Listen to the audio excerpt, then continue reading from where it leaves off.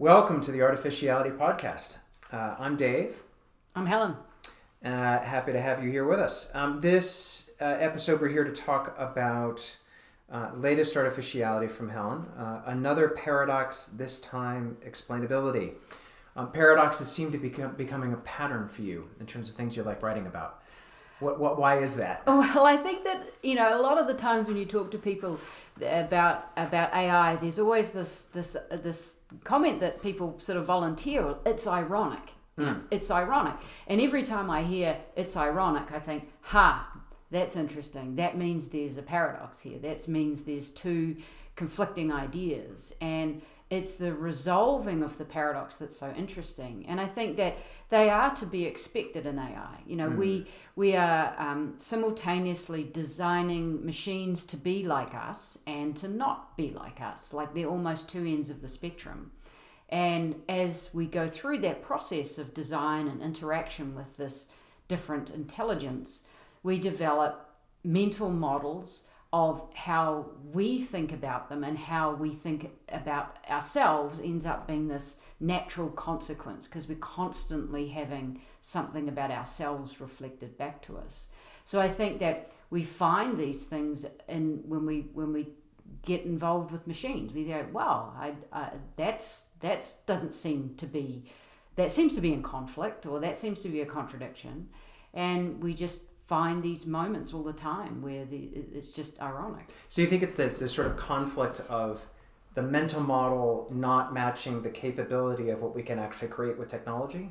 Is that the conflict? I think that's part of it, but I think then we find that there's these moments where it's exactly aligned, and it's that sort of cognitive dissonance of how can something be so different from us and yet be so like us. And so we end up finding that what we thought was sort of contradictory ends up not being contradictory when we discover something new about ourselves. Yeah. So we've got to go and find something else about ourselves to resolve that conflict, or about the machine. But generally we turn inwards and start sort of thinking about ourselves. I mean, nudging's like perfect. You think you want something, and then you find that when you get it, you don't. Or you're constantly in this interplay. Yeah, I guess it has to do with the fact that we like to think about how we think. Yes, right. We like to think about how we think, and we're good at it. We're good at it, or at least we think we're good at it. So in this latest issue, you talk about the autonomy paradox. So explain what that is. Well, at its heart, the autonomy paradox is, how do you find ways to explain the decisions of artificial intelligence in ways that preserve the privacy of the user? Because what the problem with these AI systems or any real complex model is that the process of explanation relies on assumptions that the designer or the decision maker has to make about the life of the user and the relevance of that explanation, because an explanation needs to be in some way relevant and in some way be actionable. That's what we expect, and sometimes there's a legal definition around that. But in order to figure out what is relevant or actionable, or pick another justifiable, you actually have to make some assumptions about that person's life and what they're able to do, either from a educate themselves perspective or from an action perspective.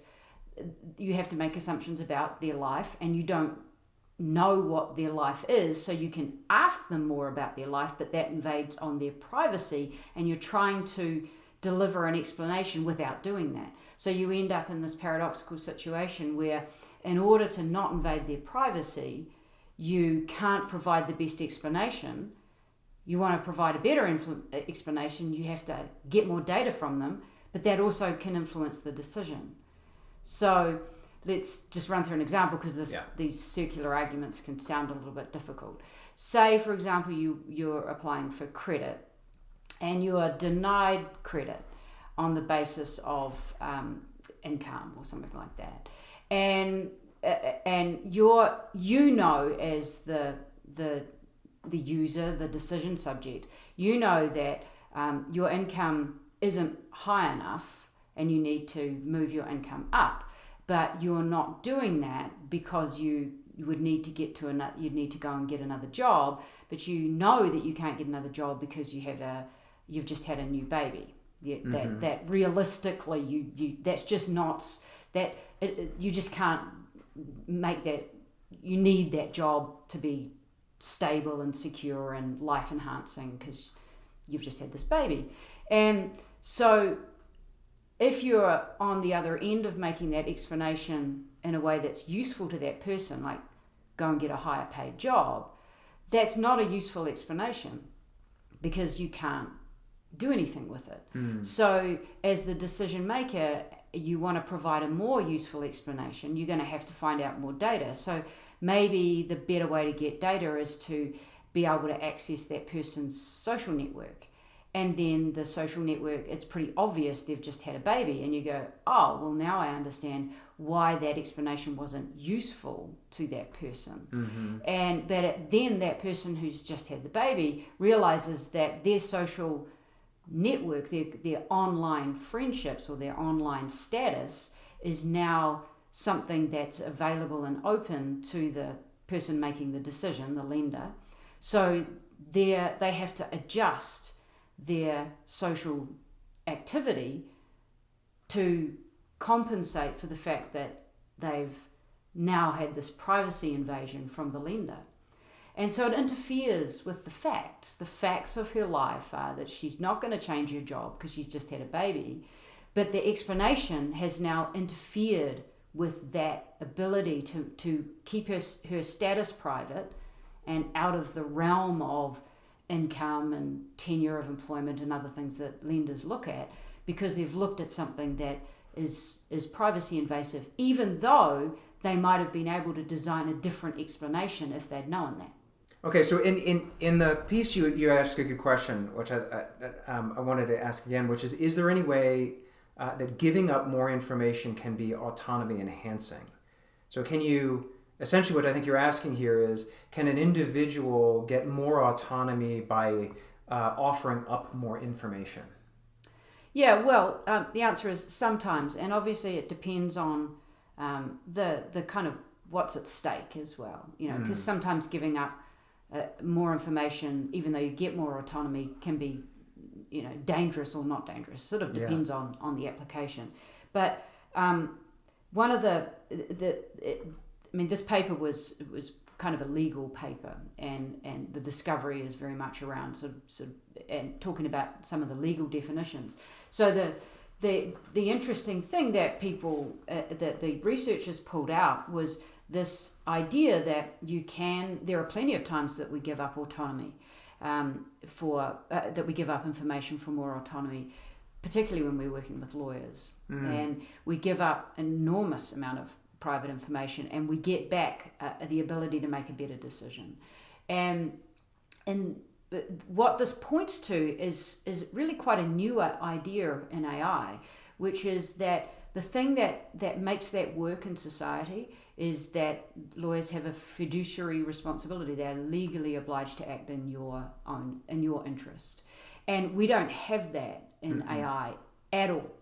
And that's a very interesting idea, that we take the fact that there's sort of an informational agency, that the designer has more agency and more decision-making power than the user. And because that's just the nature of when there's ambiguity, the power ends up flowing to the person who has to make the decision to resolve the ambiguity. And this idea that we could have that the designer has to act in the interests of the user is, you can see it being messy and difficult in practice, but it's a really interesting principle. And when you consider that where we are with regulation in AI, we need to come down and find some really clear principles to resolve around, so that people can at least test the ideas. Yeah. And I think this idea of information fiduciary is a really interesting one. Yeah, I should note that what we're talking about here is a research paper published by a group of people from Microsoft, Cornell, UCLA. We'll put the link to the research paper in the show notes so you can go actually dig into it and read it if you'd like. I think it's what you're saying is really quite interesting, is that, would it be possible, because there's both the principle of should an AI be obligated or encouraged, whatever the right verb is there, to act in the best interest of the individual, and should that be something that in certain cases is legally required. It then takes you to this whole entire leap of thinking, well, is it even possible? If it's difficult for an AI to understand what your intention is and what your goals are and predict what you may want, wouldn't it also be extremely complicated for an AI to be able to understand what is in the best interest? Because there's a judgment call of what's in the best interest of the individual. Well, that's a really fair and perfect point to illustrate, right? Because you can say, let's just run on good intentions here and let's just leave everything to good intentions. But we know that that's actually much more difficult than it looks, because there's no such thing as a group of engineers with good intentions or designers with good intentions and then having being able to see all of the consequences of their actions. And this paradox, this explainability thing is really important to get your head around for a couple of reasons. One is that these are becoming very popular. I mean, we need AI to be explainable. So, and it's the one thing that everyone agrees on. It's the one place that regulation is going to land at some point. That AI has to be explainable. But the kind of there's all these difficult things. The more you can see inside a model, the more it can be gained, and you can end up with things that just don't map in the real world. They might map in the model, but they're bad decisions for you. They're rational for the model, but they're irrational for a user. You've got trade secrets, and compliance means that the tailwinds that we're going to get more and more of these counter-factual explanations. And then, of course, explanations themselves can be automated. So there's so much sitting behind explainable AI as kind of like a big thing. We're going to see so much more of it. And to go back to the point that you started with, which this ambiguity that goes to the designer for them to resolve as they see fit. If you can imagine that, say you go and you apply for credit and you get approved, but the toggle factor is interest rate. So then, as a designer, do you give the interest rate that is specific to that individual, like highly personalized, or do you give one that's right for them, or do you give one that is most profitable for the lender? How do you choose those? And that's where I think this idea of what's the right sort of regulatory way of thinking about this, because people should have, in some ways, that's what they have the right to know, is what were the considerations around that decision, not even just the actual sort of decision boundary. Yeah, which takes us down the path of trying to map against the current world, right? And what happens is, do individuals have the rights to know those decisions and how those decisions are made in the current world? And we find so many times where there isn't actually a right to know, because there isn't any way to actually have it explained. Well, Jane made that decision. Well, why did Jane make that decision? How did Jane make that decision? Well, we don't really know. It's just the way that Jane decides things. Versus now with an AI, where there is a possibility to trace how and why a decision was made. Now we can ask more of the explainability, right? We can now ask an AI how it made a decision. Whereas frequently in times of humans making decisions, we don't really know why. We just did. And I think that creates an entirely new, it's quite a potential advantage for individuals, because now there is an ability to understand something where you might not have had an ability to understand it before. Yeah, we do. We definitely have a conflict in how we perceive an explanation from an AI. It's not the same way as how we perceive an explanation from a human.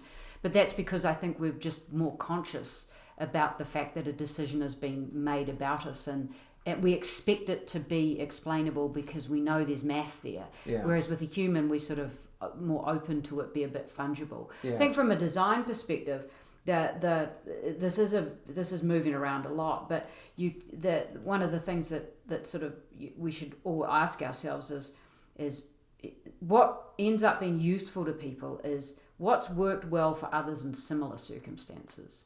And it's that subjective similar circumstances things that actually, you think about it, that's what lets humans off the hook. Sure. But or at least allows scope and messiness to be acceptable. But I think this process of going from explanation to justification is actually the bit that people kind of forget about. They're two different things. Yeah. All right. So speaking of two things in explanation, you talk in here about having two different types of explanation: principal reason and counter-factual. Why don't you explain what both of those are? Cool. Well, I will. So principal reason is what's the principal reason? And it comes from the law.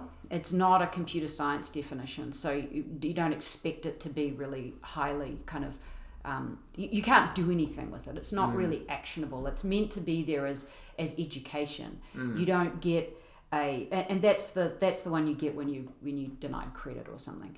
And the reason that one can be really quite problematic is you don't know what to do about it, and you've got no idea what the definition is or the direction is.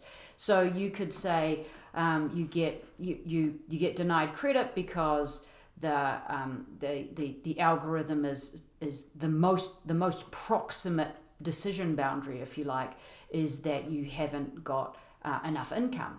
So, but you don't know that if you stay in your job and wait for your next performance review and your pay goes up, or if you leave and go to a new job that's got higher pay, you've got no clue about whether or not that you'll get penalized by going to a higher paid job, because in actual fact there's a new decision boundary around your length of tenure in employment. And so principal reason will give you that literally principal reason, but it won't give you like anything to do with it. Okay. Counterfactual is as it sounds. It's if you did this, then you'd get this result. And again, you get the same sort of complexities with a decision boundary, but it is actually related to the computer science. It's related to the actual, what's going on inside that AI. So those are the ones that I think that we expect to see in modern AI systems.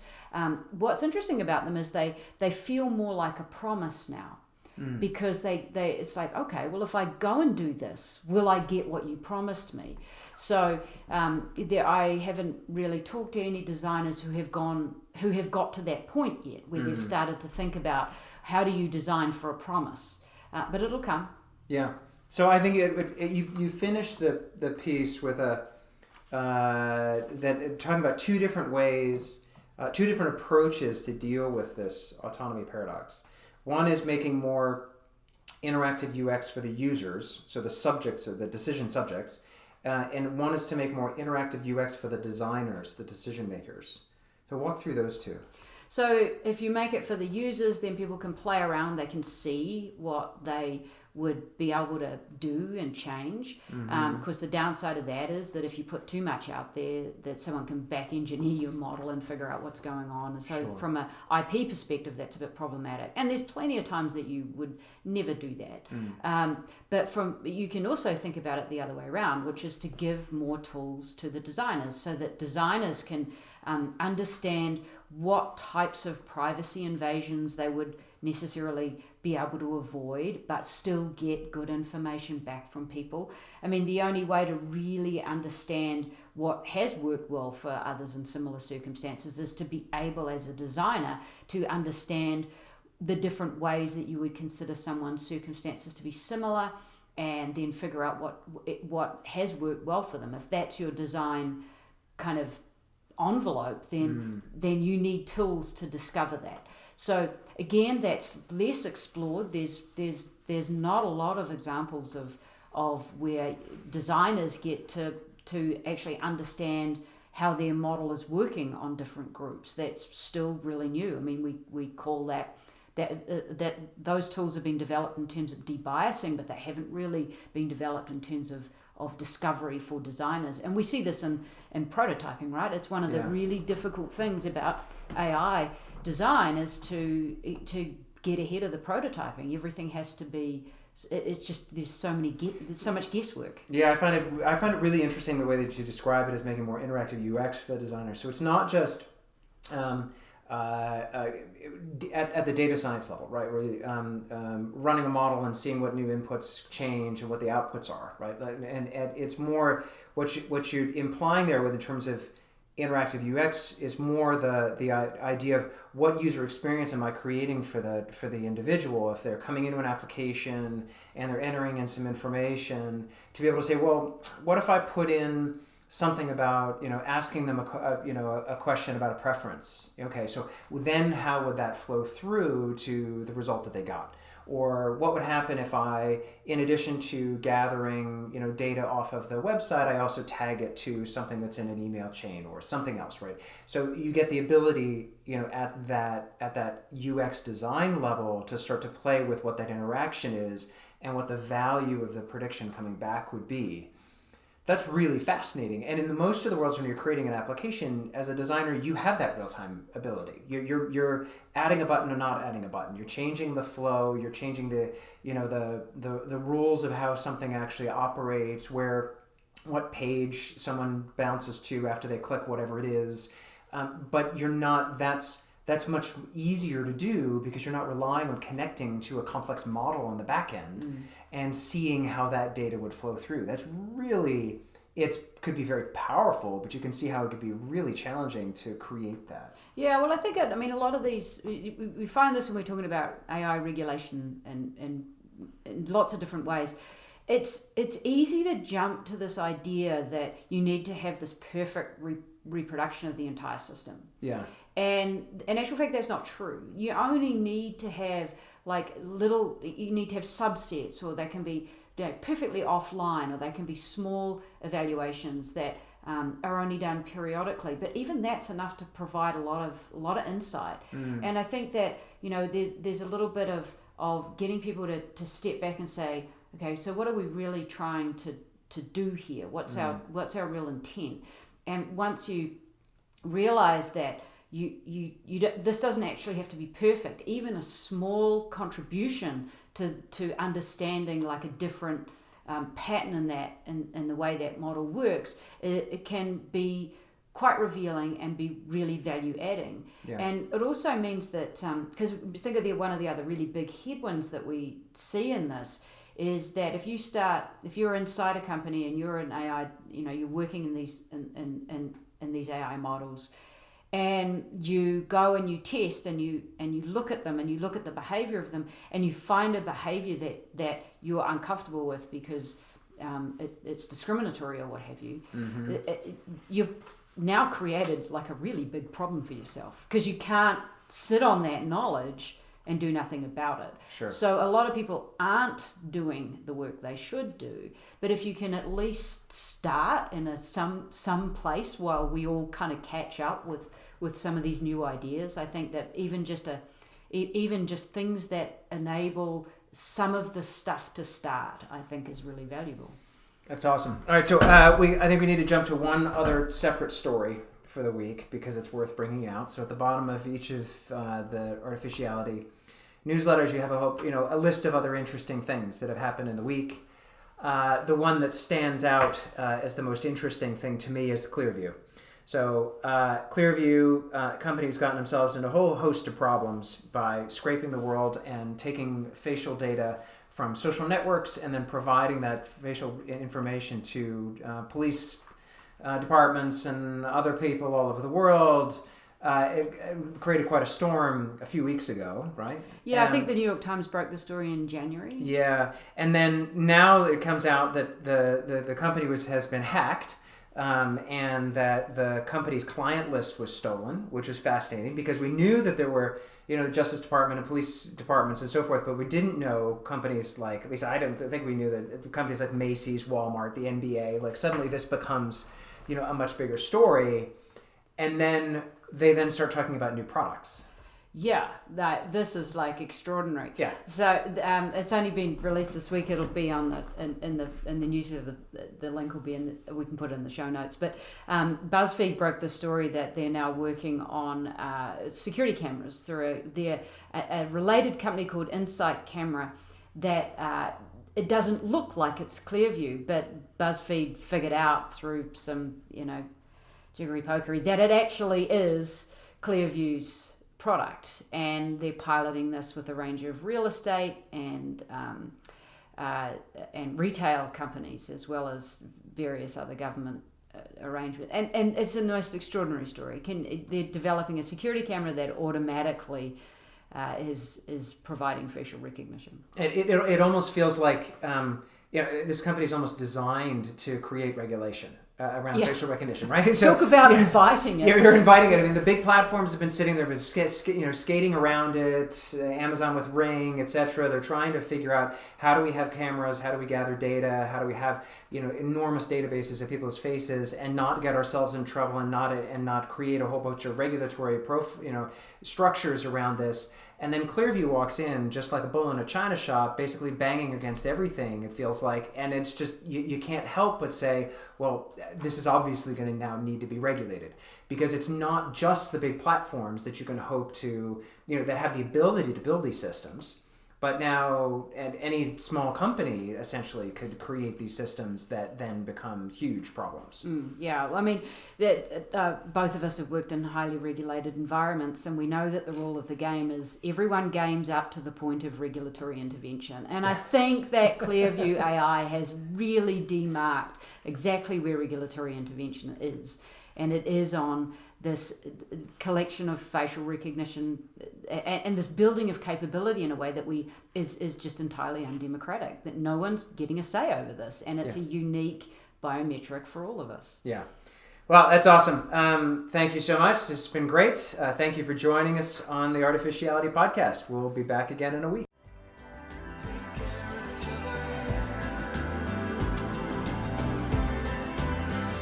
Solid state.